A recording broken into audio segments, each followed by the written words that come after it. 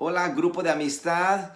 El día de hoy continuamos hablando sobre esta serie de temas, estudios bíblicos, sobre las cartas de Pablo. La semana pasada o en la sesión pasada estuvimos hablando de la carta a los Gálatas y hoy vamos a estar hablando sobre la carta a los Romanos. Así que prepare su Biblia, ábrala en la carta a los Romanos, que en unos momentos estaremos adentrándonos al menos tres conceptos que son importantes en la carta a los romanos.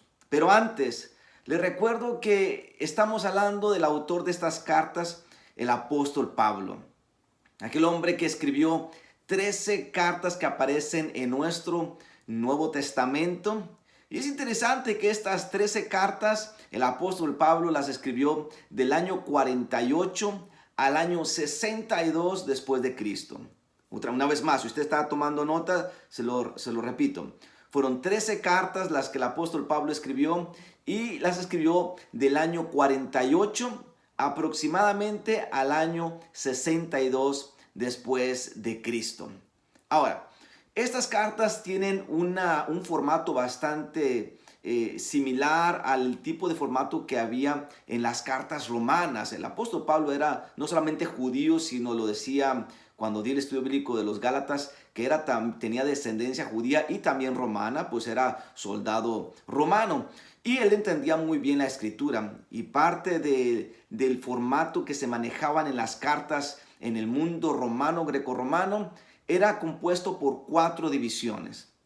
Y esas son las 4 divisiones que encontramos en las cartas que Pablo escribió. Y la carta a los Gálatas y también la carta a los Romanos, usted va a poder encontrar esa división. Así que si está tomando nota, se los digo, son 4 divisiones. El número 1 es la introducción / saludo. En la introducción siempre el apóstol Pablo, normalmente esto aparece en los primeros versículos del primer capítulo de cada una de sus cartas, en las que él dice: yo Pablo, apóstol de Jesucristo, o yo Pablo, prisionero del Señor, o yo Pablo, y luego dice a los filipenses, a los gálatas, a la iglesia de Roma, a los creyentes de Roma, etcétera, etcétera. Entonces Pablo siempre en su introducción dice su nombre y a quién va dirigida. Número 2, en este formato encontramos lo que es la acción de gracias, acciones de gracias o bendición, en la que siempre el apóstol Pablo, normalmente en el primer capítulo, da gracias a Dios por ese grupo de personas o por alguna persona en especial. Y después encontramos la parte más fuerte de cada carta, y es el cuerpo. En el cuerpo el apóstol Pablo entra a hablar sobre esos detalles, esas situaciones que vio en esa iglesia o en ese grupo de personas o en esa persona. El cuerpo es donde usted encuentra las instrucciones, las enseñanzas o las exhortaciones que el apóstol Pablo le está dando a la iglesia o a una persona en específico.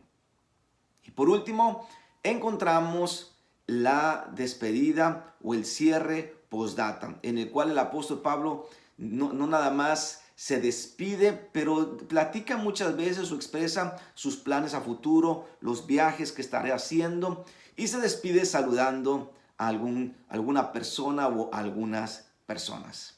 Esas son las 4 divisiones que encontramos en las cartas del apóstol Pablo. Hoy vamos a hablar de la carta a los romanos. Así que si tiene su Biblia, acompáñeme por favor. Carta a los romanos, como les dije al principio, voy a hablar de 3 puntos.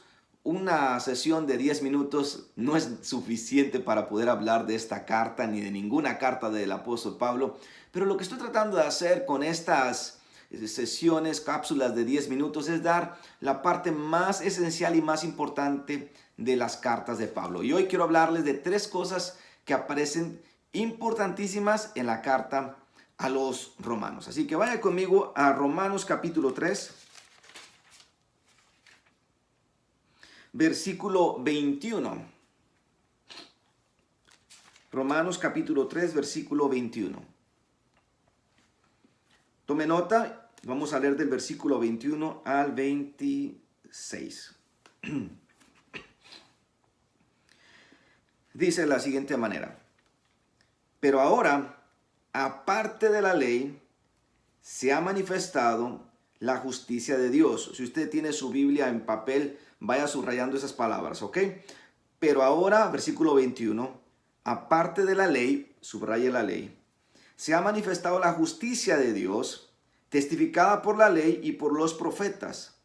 La justicia de Dios, subraye justicia, por medio de la fe, subraye la fe, en Jesucristo, para todos los que creen en Él, porque no hay diferencia.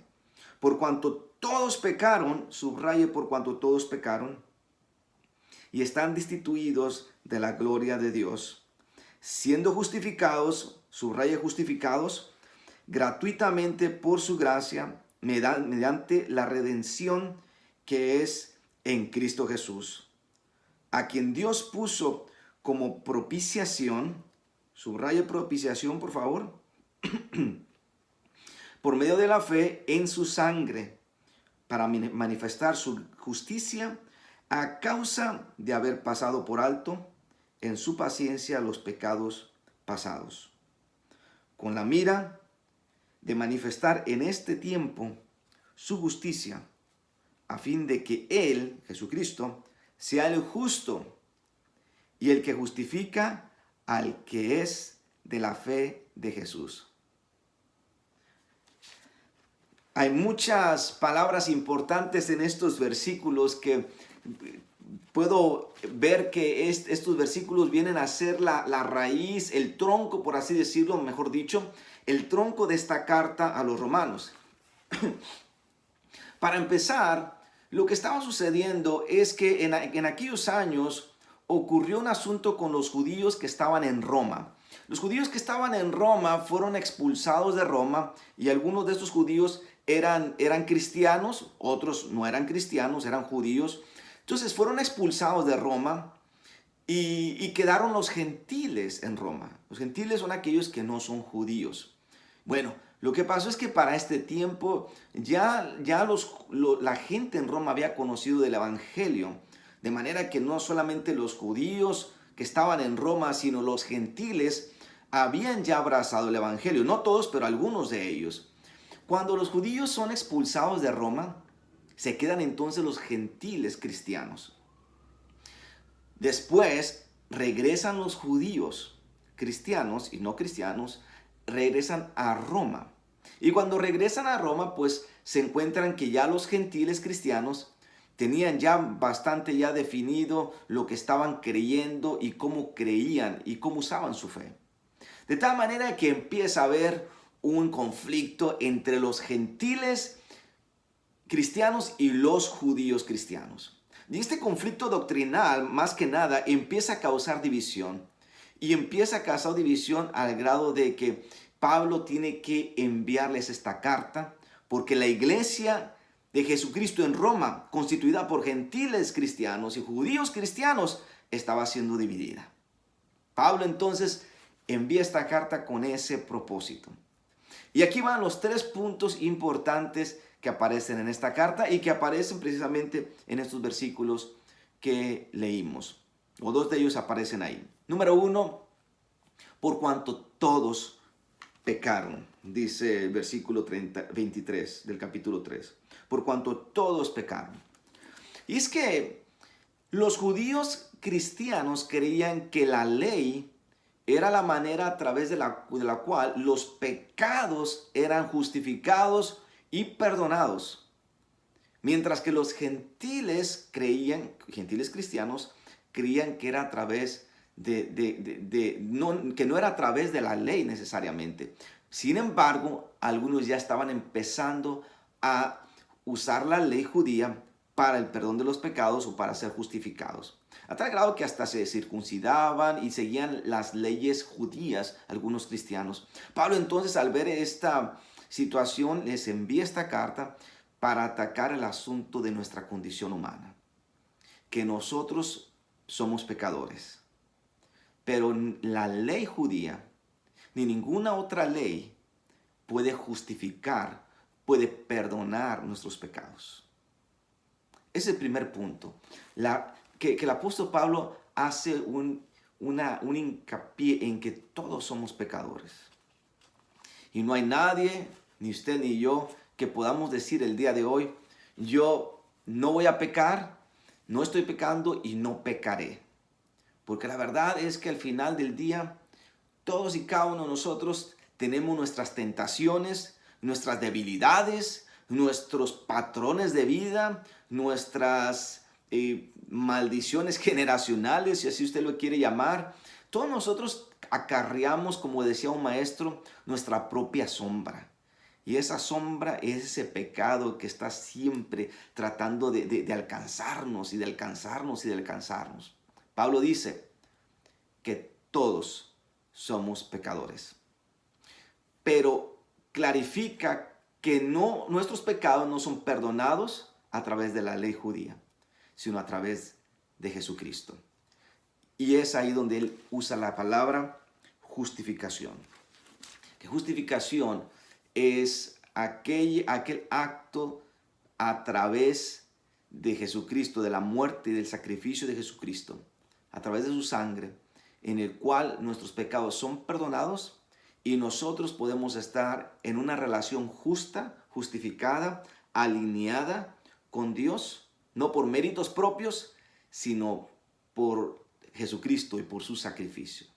Decía en una de las clases que doy en Génesis que la justificación en el Antiguo Testamento ocurría a través de un cordero en perfectas condiciones, que a través del sacrificio del cordero y de su sangre, los pecados del pueblo eran perdonados.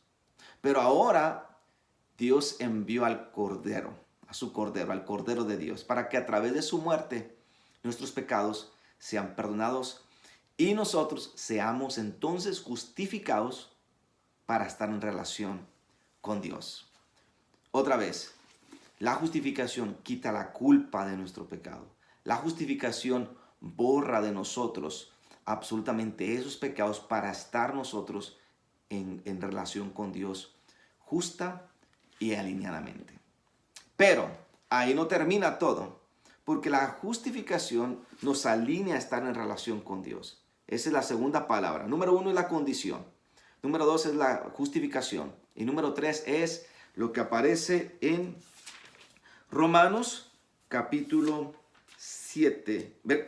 8, perdón. Todo el capítulo 8 habla sobre vivir o andar en el Espíritu. Dice el versículo 5, el versículo 4.